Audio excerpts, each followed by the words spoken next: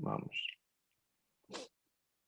Bueno, gente, muy buenos días, buenas tardes, buenas noches, dependiendo del lugar que hayan escuchado, que hayan escogido para escucharnos el día de hoy. Hoy estamos con Rodrigo Mufalani. Estamos al otro lado del Atlántico nuevamente, nos vamos hasta Luxemburgo, pero esta vez con un ingrediente especial. Rodrigo es brasileiro y está al otro lado del continente europeo y hoy vamos a conversar con él, conocer un poco de su vida, de su trayectoria como profesional y también a qué lleva a alguien de Río de Janeiro a trasladarse a hacer un relocate a un país como Luxemburgo. Rodrigo, bienvenido. Muy buenos días aquí en Costa Rica, buenas tardes, buena tarde allá en Luxemburgo. Bom dia, boa tarde, boa noite, como você mesmo disse, ao povo da Costa Rica, ao povo de Luxemburgo e também ao povo do Brasil. É um prazer enorme estar aqui falando com você, meu amigo. No, las gracias son mías para ti. Rodrigo,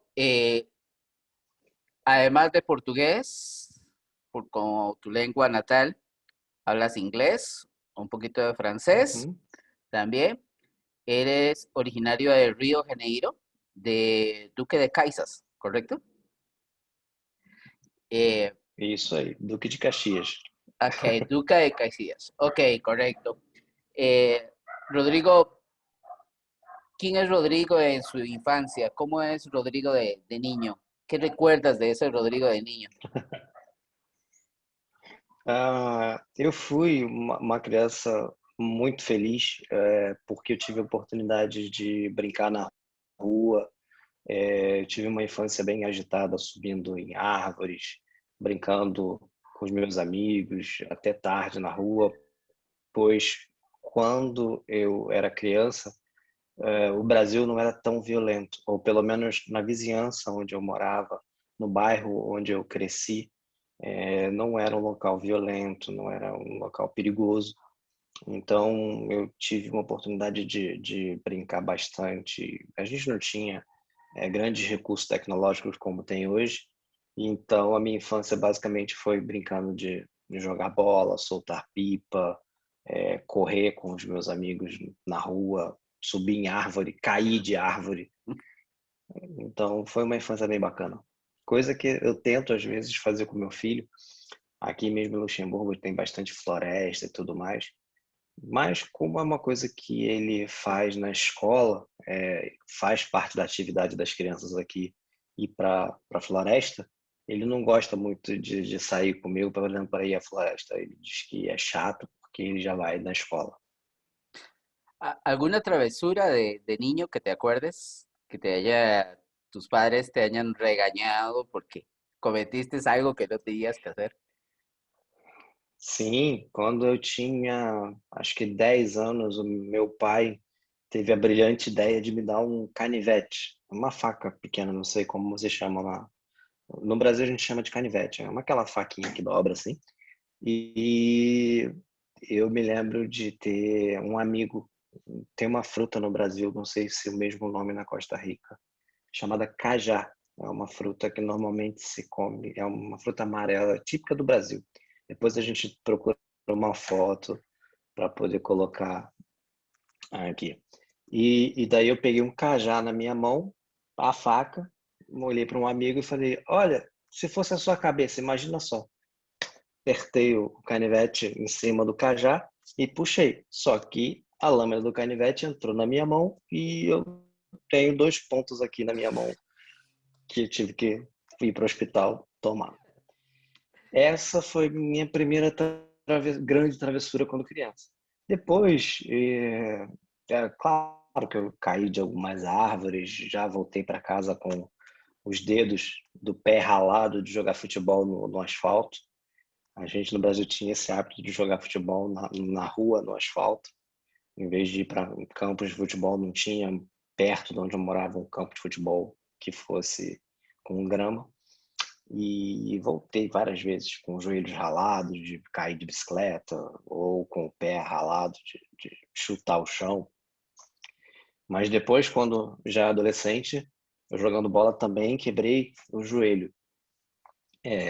Fui chutar uma bola, chutei o, o, Ajá. o garoto, o oponente, a bola, o chão, e daí fui parar no hospital, tive que colocar pino no joelho. Fiquei 6 meses andando de muleta, foi uma aventura, mas foi bom, Pre- faz parte do precisame- aprendizado. ok, precisamente te íbamos a hablar de eso. Después de tu adolescencia que me dices que básicamente pasas jugando, te diviertes, no era un lugar tan peligroso como dices. Río de Janeiro Não, ha cambiado sustancialmente, es un lugar debido al crecimiento demográfico que tuvo y a las condiciones especiales. Creo que más que todo en los últimos 20 años es que se ha modificado mucho. Entonces, hoy sim, no es un sim. lugar tan tranquilo. E, Me acuerdo, por não. ejemplo, de algunas historias cuando estuve en Sao Paulo, que me decían el problema de los motociclistas en las carreteras, en las calles en Río de Janeiro, que estabas haciendo un alto y de un momento a otro te apuntaban con un revólver y el del auto también sacaba un revólver y le disparaba. Entonces, Uhum. es una Sim, e condición. se você estiver no meio disso, Ok. sim. Eh, Infelizmente é verdade. ¿Qué pasa Pode con la falar. adolescencia de Rodrigo? Me dices te gustaba mucho jugar fútbol, sufres una quebradura. Me imagino que eso te Uhum. distancia un poquito y te dice, no, tengo que hacer otra cosa. ¿Cómo es la adolescencia de Rodrigo y empieza ya el gusanito por la tecnología, por la informática? Sim, quando eu entrei na adolescência, tive esse problema de quebrar o joelho e tal. Fiquei alguns meses sem poder jogar futebol, mas logo depois que eu tirei os parafusos, o médico falou: não, você pode jogar futebol de novo. Aonde você quebrou o joelho nunca mais vai quebrar no mesmo lugar. Pode quebrar em outro lugar, mas aí não quebra mais. Daí eu continuei jogando futebol com os amigos. Ah, o bairro aonde eu cresci já não era mais tão tranquilo, tão seguro, então a minha adolescência já foi com um pouco mais de cautela, de cuidado. Mas a minha mãe sempre foi uma pessoa que prezou por bons conselhos e tudo mais. E, por incrível que pareça, quem me ensinou a mexer no computador, eu ganhei meu primeiro computador em 1998. Foi a minha esposa, a Cristiane, que me ensinou a ligar e desligar o computador. Daí foi paixão à primeira vista.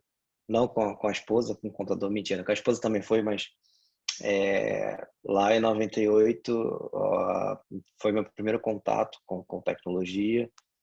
Eu já estava mais, depois disso, acho que depois de mais um ano ou dois, eu entrei na faculdade e daí escolhi, obviamente, a faculdade de análise de sistemas e fui aprender. Tinha uma outra visão do que era informática, né, TI. Aí, na faculdade, eu acabei arrumando um estágio para trabalhar como suporte. E depois de um tempo surgiu uma oportunidade. Aí comecei a trabalhar, essa empresa me contratou de estagiário para funcionário. Depois de um tempo, eu ainda estava na faculdade, aí eu queria ir mais para a parte de desenvolvimento de sistemas. Eu nunca consegui ser desenvolvedor na minha vida, mas eu queria estar mais perto da área que eu estava estudando, que era, né, desenvolver aplicativos e tudo mais. E daí eu fui fazer uma entrevista de desenvolvimento, né, para trabalhar como desenvolvimento numa empresa. E a recrutadora falou assim: olha, para desenvolvimento eu acho que você não tem perfil, mas você tem perfil para CDBA. Eu não fazia ideia do que era CDBA aquela altura da minha vida. Estava começando a minha carreira. Eu sabia, né, que o DBA mexia com banco de dados, mas o que fazia, como era, o que desempenhava o papel do DBA, não fazia a menor ideia. Aí eu falei, tá bom, se você acha que sim, tudo bem, vamos lá então. Daí eu fiz mais umas 2 entrevistas na época e como eu tinha aprendido bem SQL, a linguagem SQL, eu acabei passando e virando DBA, né? Foi nessa época e logo no comecinho da minha carreira. E- Então, Eso fue más o menos por allá. Tú terminas la universidad en el 2005 y sim, según veo en tu perfil de LinkedIn, tu primer trabajo como DBA es en el 2004 en MXM Sistemas. Ah, perfeito. Foi ahí lá empiezas a que hacer como aconteceu DBA. isso. Ok. Sim, Ahora, foi lá. cómo fueron esos 3 años en esa primera experiencia como DBA?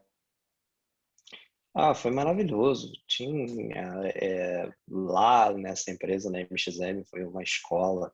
Eu aprendi boa parte das coisas que eu sei. Mas assim, o que eu posso dizer é que tinha muito problema para resolver.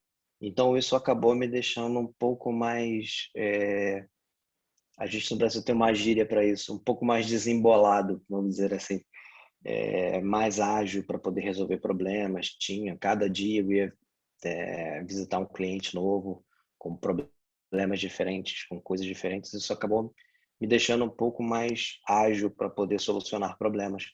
E é uma coisa que eu gosto, sempre gostei de fazer. Então, essa área casou para mim, essa área de DBA casou como uma luva, porque é uma coisa que você aprende coisas novas todos os dias e tem problemas, claro, como qualquer área de sistemas, cara de TI para resolver todos os dias. Então, nunca é chato, nunca você tem uma semana que é tranquila, que você passa lá olhando os seus sistemas, estão todos funcionando em excelência, com zero problema. Sempre tem um problema ou outro para resolver, né? A Ok, gente sabe bem disso. pasas de MXM, pasas un periodo en el Ministerio de Saude también, pero aquí voy a un punto importante. En el 2008 tomas la decisión y empiezas también a brindar consultoría de manera personal. Sim, Qué te lleva a hacer esto? sim. Quando eu estava, depois de sair da MXM, eu passei por algumas outras empresas e acabei, é, em um certo ponto,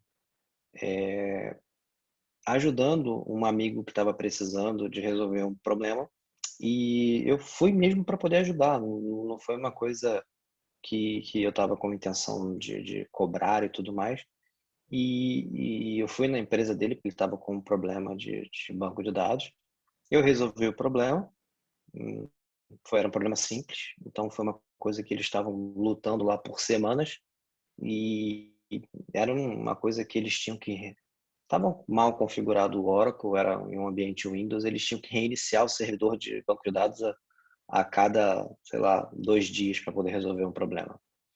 E daí, eu não me lembro exatamente qual foi, mas foi alguma coisa relativa à parametrização de memória do Oracle, SGA, EGA, que eu configurei adequadamente com o que eles precisavam e tudo mais e resolvi o problema em 5 minutos.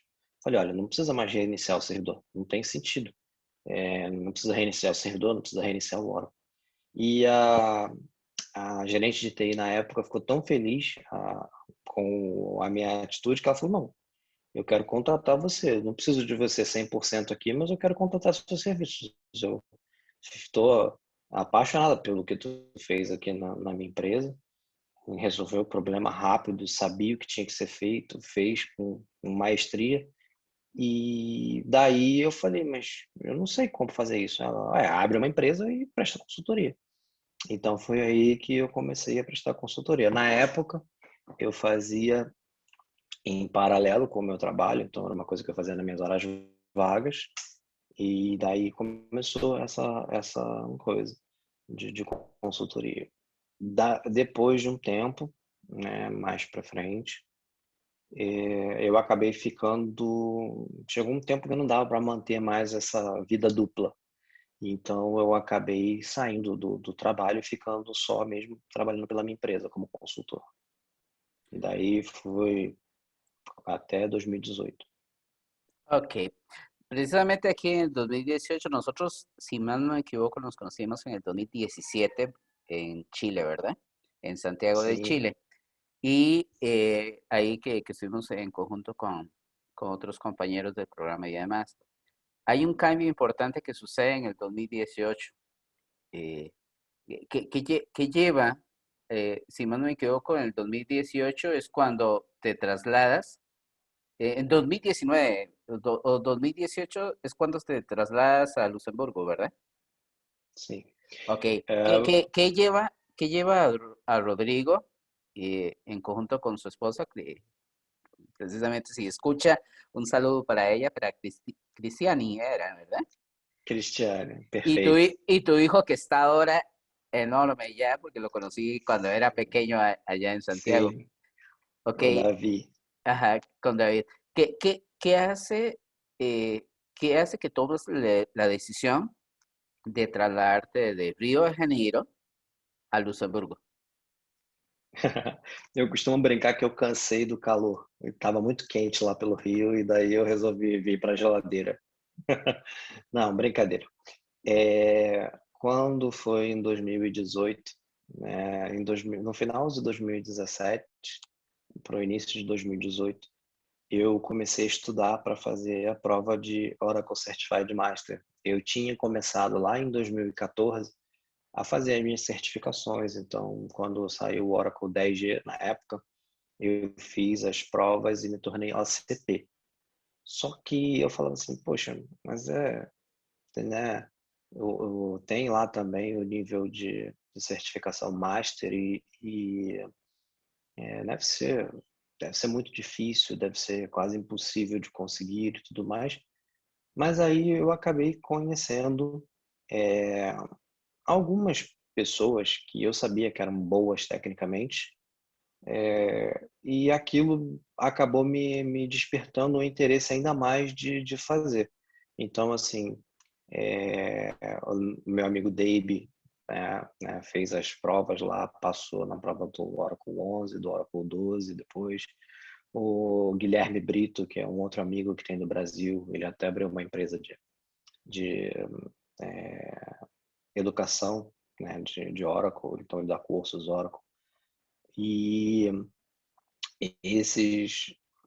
essas pessoas me serviram como inspiração para poder fazer a prova de ACM. Então eu me preparei, né, no finalzinho de 2017, início de 2018, e em fevereiro de 2018 eu viajei para a Inglaterra, fiz a prova de ACM, né, e graças a Deus eu passei. Porque é uma coisa meia complicada, você não acaba de fazer a prova na hora e você sabe se você passou ou não.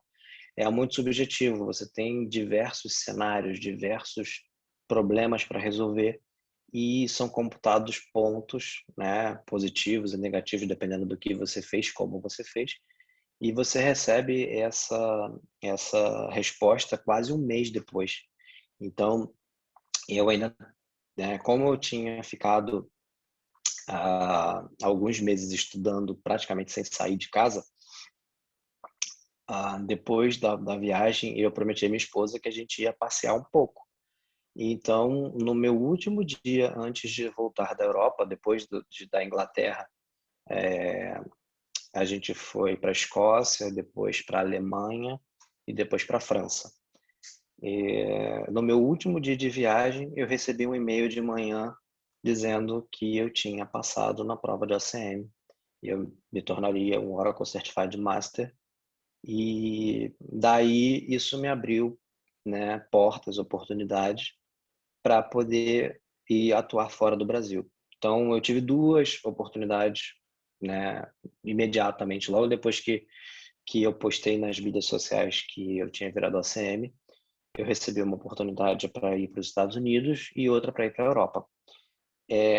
A dos Estados Unidos, imediatamente depois que eu fiz a entrevista, conversei, lá com o gerente, o cara falou, cara, eu quero você no meu time agora, arruma tuas coisas e vem. Só que não é bem assim. Para os Estados Unidos, o visto de trabalho é um pouco mais complicado e eu acabei, né, não podendo ir por conta do visto. Tinha um processo de quase 6 meses e acabei não indo para lá. Em pouco tempo depois, surgiu uma oportunidade para vir para cá, para Luxemburgo, de uma outra empresa de tecnologia, e o visto para cá, para a Europa, era um pouco mais fácil, né, para mim, para brasileiros, de uma maneira. Para brasileiros, não. De uma maneira geral, o visto de trabalho aqui em Luxemburgo não é tão rigoroso quanto o visto para os Estados Unidos. E daí, né, no dia que a gente estava ainda passeando, eu recebi um contato de uma pessoa falando: olha, a empresa onde eu trabalho, né, pode estar interessada no OCM. Se você vier a se tornar um OCM, eles podem querer te contratar. E a pessoa falou comigo e tal. E daí eu falei para minha esposa, ó, eu estava no telefone ainda. Eu falei, olha, estão me convidando aqui para ir morar em Luxemburgo, para trabalhar lá e morar lá. E daí a minha esposa falou, vamos? Aí eu falei, tá, vamos. Então tudo bem. Depois que saiu o resultado da prova, essa pessoa entrou em contato comigo de novo e falou, olha, então, a minha empresa está com vaga aberta, falei deles para você, falei de você para eles e eles ficaram interessados. Se você quiser, é só aplicar. Daí eu apliquei, passei por um processo seletivo de 5 entrevistas bem puxadas e daí vim morar com a minha família aqui em Luxemburgo, minha esposa e meu filho Davi. Desde 2008, desculpa, 2018, nós estamos morando aqui. Foi uma ¿Cómo, aventura. sí, cómo ha sido precisamente a eso lo que quería llegar ahorita? ¿Cómo ha sido esa aventura y esa adaptación? Porque como lo dices bien, Río de Janeiro es muy distinto al lugar donde hoy vives. Eh, ¿cómo ha Sim. sido ese proceso? Creo que para David ha sido muy sencillo porque, o ha sido complicado esa adaptação. Não, o meu maior medo como pai era expor o Davi a alguma coisa que fosse difícil para ele, porque ele teria que aprender um novo idioma. Na verdade, aqui são 3, ele vai aprender mais 3 idiomas, dos oficiais. Além disso, ele ainda vai aprender na escola o inglês, e ele já sabe, né, porque a língua nativa dele é o português. Então, esse era o meu maior medo. Mas depois, vendo as crianças, para eles é natural, eles aprendem brincando. Meu filho, depois de 1 ano na escola luxemburguesa, ele já fala o luxemburguês, que é um idioma bem próximo do alemão, a gente pode dizer assim, a grosso modo, que os luxemburgueses não me escutem, que é um dialeto do alemão, mas é uma língua que, assim, para a gente brasileiro, é completamente diferente, é uma coisa que a gente nunca escutou. O francês ainda é próximo, assim como é o espanhol do português, o francês também vem do latim, então tem algumas palavras que se assemelham, os sons não são tão diferentes assim. Agora, o alemão e o luxemburguês são completamente diferentes. E aqui, é, como eu digo que foi uma aventura, porque a gente não conhecia ninguém. O Rodrigo Mufalani no Brasil era uma pessoa conhecida, era um profissional que se destacava. Aqui eu começo do zero. Eu entrei na empresa e ninguém conhecia quem era o Rodrigo Mufalani. Rodrigo Mufalani tem um título, ele tem um título de OCM, mas e aí? Isso não quer dizer que ele é uma pessoa boa para se trabalhar, e não quer dizer que ele é uma pessoa que gosta do que faz. Isso daí eu acho que diferencia os profissionais, né? Então, assim, é começar do zero, e chegar aqui, mostrar quem você é, como você trabalha, o quão você gosta daquilo que você faz, isso é bastante diferente. E se a esposa, no caso, se a Cristiane não apoiasse, se o Davi não apoiasse, seria impossível fazer essa mudança. Então, aqui em Luxemburgo especificamente, você falou 3 idiomas e mais um que a gente pode considerar. As línguas oficiais são o luxemburguês, o francês e o alemão. Então, a maioria das pessoas no país falam todos esses 3 idiomas. Mas tem uma grande parte de pessoas que migraram de Portugal para cá. Então, boa parte da população também fala português, então são filhos de portugueses ou próprios portugueses de nascença. Então, não é difícil aqui quando você tem um problema para poder entender. Se você, por exemplo, não fala francês muito bem, você está resolvendo um problema, você chamar alguém, pedir para alguém que fale português, ele sempre arruma alguém, entendeu? Então, isso facilita um pouco as coisas. Ok, vamos a un punto importante, porque te trasladas a Luxemburgo y no solo empiezas a trabajar, sino también te involucras con la comunidad de usuarios. ¿Cómo se da Uhum. esa situación? Sim, então, como você mesmo já sabe, eu desde 2009 eu faço parte do ACE Program e para mim viver no meio da comunidade, compartilhar conhecimento é uma coisa que eu sempre gostei de fazer. Então eu fazia parte do time de coordenação do GUOB. Hoje em dia eu não faço mais parte porque eu disse para o Eduardo, que é o presidente do grupo de usuários do Oracle do Brasil, falei, olha, Eduardo, eu não estou conseguindo mais participar tanto quanto eu gostaria. Então, para você, de repente, não ocupar a minha vaga aí como alguém, né, que poderia estar ajudando mais, eu gostaria de ficar um pouco mais afastado do GUOB.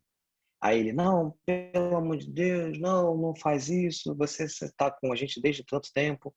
Então, assim, eu sempre participei da comunidade. Hoje em dia eu ainda participo, o GOB, que é o grupo de usuários Oracle do Brasil, está no meu coração. Eu participo do grupo de WhatsApp, tento compartilhar as coisas. Sempre que tem alguma coisa, sempre compartilho com eles e troco informação, experiências e tudo mais. E quando eu vim para cá, embora tenha alguns grupos de usuários próximos aqui, eu fui procurar grupo de usuários Oracle em Luxemburgo e não tinha. O mais próximo que tinha era o grupo de usuários Oracle Benelux, que é Bélgica, Holanda e Luxemburgo. Mas ele é um grupo de usuários mais voltado para aplicativos. Então eu falei, bom, tá faltando alguma coisa aí, por que não tentar criar um grupo de usuários Oracle aqui para poder abordar outros assuntos, como a parte de banco de dados, a parte de cloud, a parte de engineering systems e tudo mais.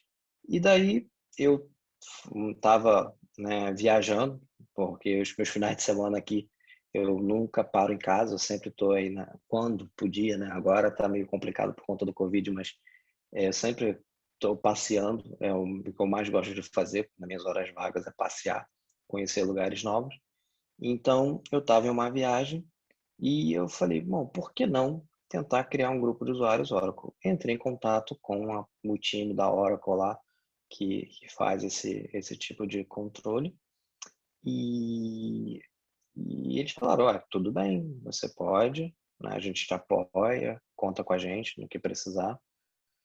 E tem sido uma aventura bem bacana. Então, em 2019, né, nasceu o Lux OUG e nós já fizemos alguns eventos. Nós, infelizmente, tivemos que cancelar o nosso primeiro evento presencial por conta da pandemia de Covid, mas mesmo assim nós não nos deixamos vencer e fizemos alguns eventos online.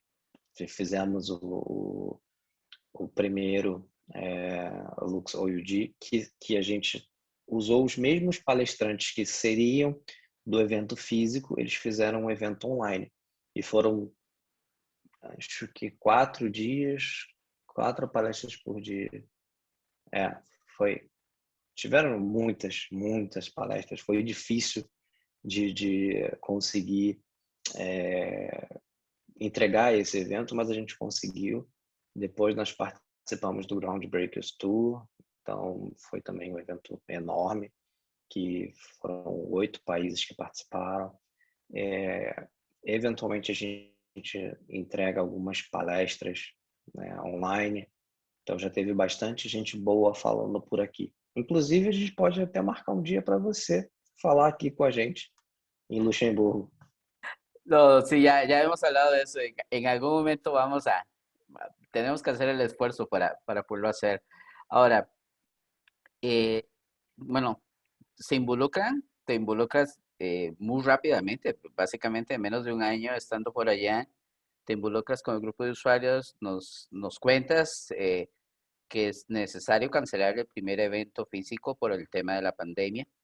¿Qué tan difícil ha sido la pandemia para ti estando ya en Luxemburgo? Porque no es lo mismo. Uno migra a otro país y generalmente es porque tal vez el teletrabajo no es funcional para una empresa, pero ahora te ves en la necesidad de hacer teletrabajo o tienes que trasladarte físicamente a la empresa, porque sé que has cambiado últimamente en diciembre, cambiaste de compañía. Sim, sim, ¿Cómo ha sido verdade. este tema de la pandemia por allá con todo esto?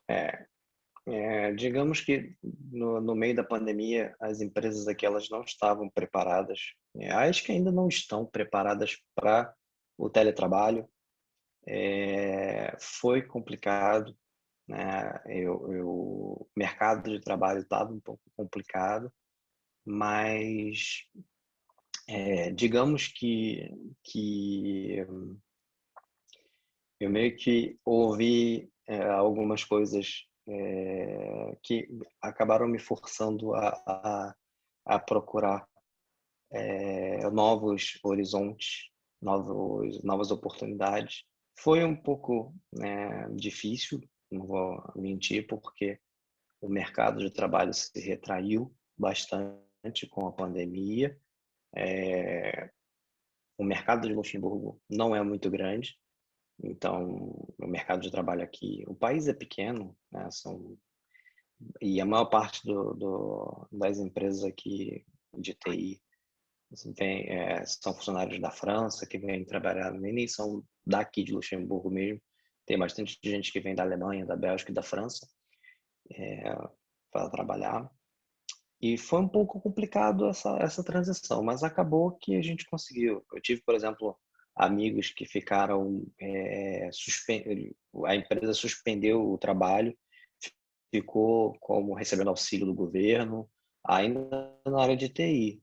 Mas isso, graças a Deus, não aconteceu comigo e eu pensei um pouco, já estava precisando mudar um pouco de áreas e foi por isso que lá no finalzinho de dezembro eu resolvi trocar de empresa e fui atrás dessa mudança e acabou acontecendo. Eu fico feliz pela mudança, mas a empresa a qual eu trabalhei antes também é muito boa.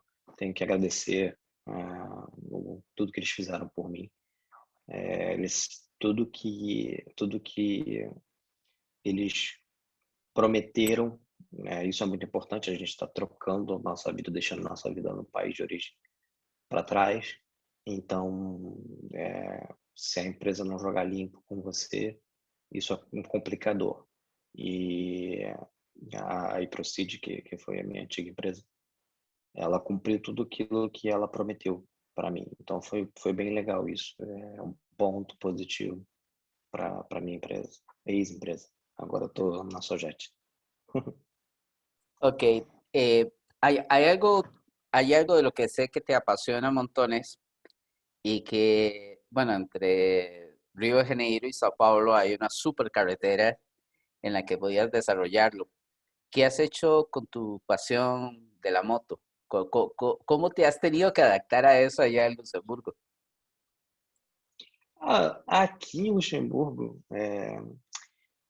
eu não fui ainda para andar de moto numa pista, no autódromo, confesso. Mas as estradas aqui são muito boas. E é claro que eu já consegui comprar uma moto aqui, então conseguir aqui é muito mais fácil, é, é, vou dizer, é mais barato também, porque tem menos carga tributária, então eu pude comprar a moto dos meus sonhos. Sempre sonhei em ter essa moto lá no Brasil, mas assim, não era nem questão de não ter grana para comprar, não ter dinheiro para comprar. Mas o risco de roubo, o risco de ser sequestrado, de ser assaltado, é muito grande. Era muito grande. Esse foi um dos motivos que me fez vir para cá, para Luxemburgo. E aqui é seguro, você pode parar a moto em qualquer lugar, você pode deixar a chave na ignição da moto, que quando você voltar vai estar lá. Então, assim, o país é quase zero índice de criminalidade. Esse foi um dos pontos fortes que me fez decidir. Afinal, como você mesmo sabe, tenho pequenininho para poder cuidar e ele é minha maior prioridade. Então, se não fosse bom para ele, eu não, de maneira nenhuma, estaria aqui em Luxemburgo. Então, assim, esse ponto da segurança, da estabilidade é muito bacana aqui. Então, por isso foi um dos motivos que me fez sair do Rio e vir para cá. Ok, entonces ahora la velocidad has tenido que trasladarla a un lugar mucho más cerrado, porque recuerdo muy bien cuando unos videos que había subido a 250, 240 kilómetros por hora, era algo loco, ¿no? Aqui eu tenho a vantagem de estar perto da Alemanha. Então, assim, eu na, nas ruas em Luxemburgo não tem como eu andar nessa velocidade. Mas na Alemanha a gente tem as autobahns. E eu já pude testar a moto lá e já coloquei quase 300 quilômetros por hora na moto. Mas na Autobahn é uma coisa, é uma via, é uma autoestrada que não tem limite de velocidade. Você pode colocar, acelerar o quanto você quiser, desde que você assuma a responsabilidade pelo que você está fazendo. Então, assim, se você também causar um acidente, você matar alguém, você está muito encrencado, entendeu? Ok, Rodrigo, vamos a ir poco a poco, vamos a ir avanzando hacia el final del programa del día de hoy. Eh, hay un tema aquí que quiero traer contigo porque eres una de las personas que como tú dices, tu hijo te lleva y tu esposa te llevan a buscarle un mejor futuro en otro lugar fuera de tu país de origen. Eh, ¿Qué consejo le darías? Hoy por hoy la pandemia cambió sustancialmente el día a día y del trabajo en muchas profesiones, no solamente en la parte de tecnología. La tecnología tuvimos la ventaja Sim, com que certeza. sabíamos fácilmente, estábamos más adaptados a esto, pero otras profesiones no hacían teletrabajo. En este caso, ¿qué le recomendarías? O sea, ¿qué deberíamos de tener en cuenta si queremos salir de nuestros países a otro país a trabajar en tecnología? ¿Qué consideras que es fundamental tomar en consideración en ese proceso? Bom, eu diria que né, ter uma preparação tecnológica, um background de tecnologia é importante. Tecnologia que nós aplicamos nos nossos países de origem e aonde nós desejamos não é diferente, talvez com alguma nomenclatura um pouquinho diferente, mas não é muito, é bem similar. Então, por exemplo, o que eu faço de Oracle aqui, o que eu trabalhava com Oracle antes, é a mesma coisa, tá? Mas, assim, eu diria que um conselho para uma pessoa que está buscando é se especializar tanto na parte técnica, com certificações, porque elas são bem vistas, tanto que, por exemplo, o ACM, no meu caso, né, é, me abriu bastante portas, mas também com conhecimentos de cloud, porque é uma coisa que tem surgido bastante demanda recentemente. Então, não só da Oracle, né? A OCI aqui tá crescendo bastante, mas também da Microsoft, do Google. Então, a pessoa não ser mais também só um especialista, mas ter um pouco de conhecimento de outras tecnologias, de outros providers, para poder comparar, para poder indicar o que o seu cliente pode escolher de melhor, né, para ele poder desempenhar as melhores rotinas na empresa deles. E um outro ponto importante é idioma. Na própria eProceed, algumas pessoas que a gente conhecia no Brasil, por exemplo, que tinham um excelente currículo na parte tecnológica, não só de banco de dados, tá? Estou sendo generalista. Não conseguiram passar na entrevista por conta do idioma. E olha que eles não eram tão exigentes nesse nível. Mas como é que você vai contratar uma pessoa para poder enviar para um cliente, para trabalhar com um cliente, e ela não vai ter habilidade para poder se comunicar?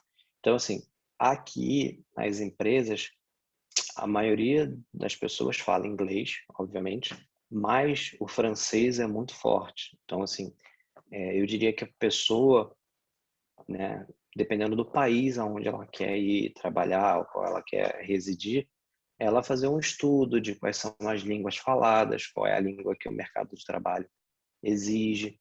Por exemplo, eu sei que na Alemanha eles falam inglês, mas eu já escutei de mais de uma pessoa que trabalha e reside na Alemanha que eles até toleram falar com você em inglês, mas que você vai ser muito mais respeitado se você aprender a falar o alemão. Mesmo falando errado, que você demonstra empatia, que você está querendo aprender, que você está com esse, como se diz, com esse sentimento de querer se incluir mais no dia a dia deles e tudo mais. É a mesma coisa aqui. Eu estou tentando aprender francês, já sei um pouquinho, já consigo me virar, mas ainda não do ponto de vista de trabalho.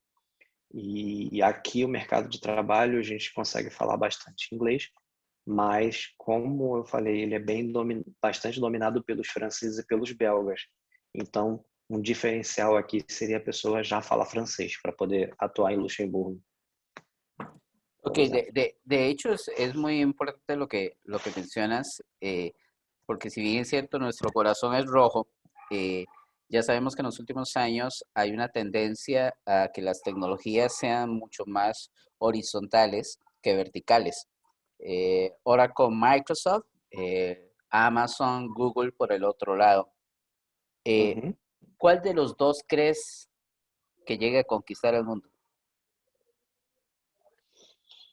Olha, eu acredito que a Oracle está fazendo um esforço tremendo para poder, né, ser competitivo, mas eu acho que o mercado, pelo menos aqui na Europa, tem crescido muito a parte de Microsoft. Assim, os requisitos de vagas aqui que a gente vê pedindo arquiteto cloud com Azure é impressionante. Então, assim, fica um pouco difícil saber quem vai dominar o mercado, porque isso é uma coisa que é volátil, a gente não tem muito como dar isso, mas assim, eu acredito que essa briga ainda vai ficar ainda bastante acirrada por um bom tempo, mas eu acredito que a Microsoft ainda vai ter um pouco de vantagem ainda em cima da Oracle por algum tempo, até eles ajeitarem as coisas. Eu já tive a oportunidade de trabalhar com a CI e sei que tem muita coisa boa, tem muita coisa ainda para poder ajustar, para poder, né, ficar melhor, mas assim, é uma demanda de mercado. Aqui, por exemplo, no mercado europeu, a Microsoft tem sido bastante agressiva no quesito de presença de mercado. Então, assim, muitas empresas adotam o Azure, o Office 365, enfim, e eles têm pedido bastante isso. Mas eu já aprendi que eu tenho que ser mais generalista do que só um especialista. Por exemplo, há pouco tempo atrás eu fui solicitado a desenvolver um projeto com Ansible. E eu me apaixonei pela linguagem, pelo que você pode fazer. Eu achei muito legal essa parte de cultura DevOps, de automação, e fiquei encantado. E é uma coisa que eu gosto muito, mexer com SEO, né, fazer ajustes e tal. E eu gostei bastante. Então, assim, é sempre bom aprender coisas novas. Então, toda vez que isso também é uma dica para a pergunta anterior, quando surgir uma oportunidade de você aprender alguma coisa nova, não fala assim, isso aí eu não faço, isso aí não está na minha job description. Abraça, aprende. Isso daí pode te servir de diferencial numa próxima oportunidade, numa posição dentro da sua própria empresa que possa abrir e você está mais preparado no futuro. De hecho, quiero aprovechar porque parte de las certificaciones, como decías, además de ser OCP, tener certificaciones SOSI, de estar con la parte de ser OCM, también te has metido un poco también con la parte de autonomía. Y Uhum. los últimos 2 años, Oracle ha reciclado una y otra vez el tema de que el DBA debe de convertirse más en un científico de datos y dejar un poco las tareas rutinarias de lo que es la gestión de la base de datos. Eh, Sim. Sabiendo de que la autonomía es algo reservado actualmente para unos pocos, porque no todo el mundo tiene acceso a eso, eh, ¿lo ves a un futuro cercano que se vuelva ya como algo, como una norma, que nuestras bases de datos sean autónomas? ¿O ves todavía un proceso lento de adoptar una tecnología como la tecnología que hay detrás del uso de Machine Learning dentro de la base de datos, del uso de algoritmos y de dejarnos más de hacer carpintería y dedicarnos, como tú dices, a un proceso de aprendizaje más generalista de más tecnologías, de más integración con otros componentes, a hacer algo tan específico? Uhum. Então, eu vejo que a nossa carreira de administrador de banco de dados, ela evoluiu. Hoje em dia, nós estamos mais voltados a atuar mais próximos do negócio, como você falou, mais próximo da área de dados. Então, eh, fazer essa parte de instalação, eh, coisas mais rotineiras, isso daí eu acho que no futuro bem próximo vai acabar. Por exemplo, a facilidade que você tem hoje de fazer um deploy de um Autonomous Database na nuvem assim, é coisa de minutos, você tem uma base de dados criada que você já está disponível. A passo que se você, por exemplo, tenha que comprar servidor, esperar o servidor chegar, instalar, né, fazer o deploy do Oracle, carregar os dados lá, se você já está fazendo isso na nuvem, você já tem tudo pronto. É questão de clicar e em alguns minutos está pronto e você já pode carregar os seus dados para isso. Então, eu vejo como a nossa profissão, ela desviando um pouco do caminho original, onde o DBA que fazia essa parte de instalação, migração, etc. E tal. Até um pouco, migração ainda é um tópico bem atual, porque muitas empresas estão migrando o seu parque dos seus próprios data centers para as nuvens de determinados players de cloud. Mas, assim, eu acho que o profissional de banco de dados hoje em dia, ele tem que se atualizar e tem que trabalhar mais próximo com o negócio, com os dados, do que simplesmente com a infraestrutura de banco de dados, porque a facilidade com que você tem hoje de fazer deployments na cloud, isso daí acaba tirando esse foco da nossa carreira. Ok, perfecto, Rodrigo. Entonces, ahora sí vamos a ir concluyendo ahí dos. Primero que todo, yo te digo una palabra, un concepto, y tú me dices tu concepto y yo te digo el mío. ¿Ok? ¿Te parece? Uhum. Ok, vamos a ver, y vamos, como tú dices, el fútbol fue una parte de tu historia y como buen brasileiro no voy a obviar ese punto. Un equipo de fútbol en Brasil, Flamengo, Corinthians. Mengão. Corinthians.